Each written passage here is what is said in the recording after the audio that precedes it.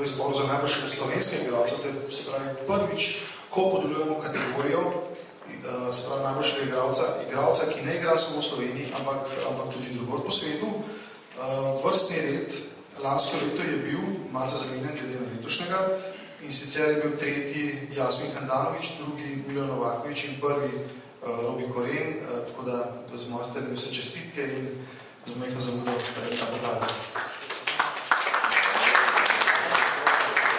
Iskrene čestitke za seveda nagrado Spinsa, kaj vam to pomeni? Ja, najlepša hvala. Vsekakor to pomeni zelo veliko. To pomeni veliko za moje dosedanje delo in pa tudi dobro spodbudo za naprej.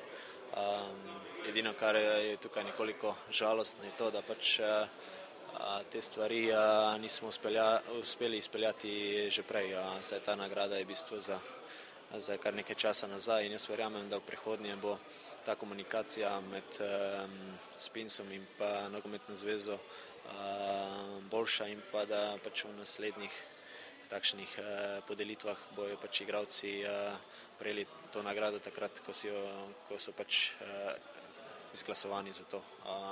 Ampak kot sem povedal, jaz bi se zahvalil vsem, ki so pač v tem času glasovali zame in to je pač lepa nagrada za moje dosedanje delo in pa tudi spodbuda za naprej.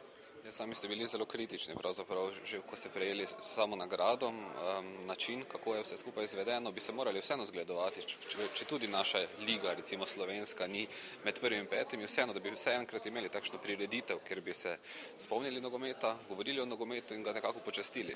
Ja, to je bil moj namen in moj namen je, da pač povem sedaj, ko imam to priložnost, da verjamem, da v prihodnje tako Spins kot Nogometna zveza bosta obe strani malo popustili in pa namenili vso pozornost nogometašom, saj si to zaslužijo.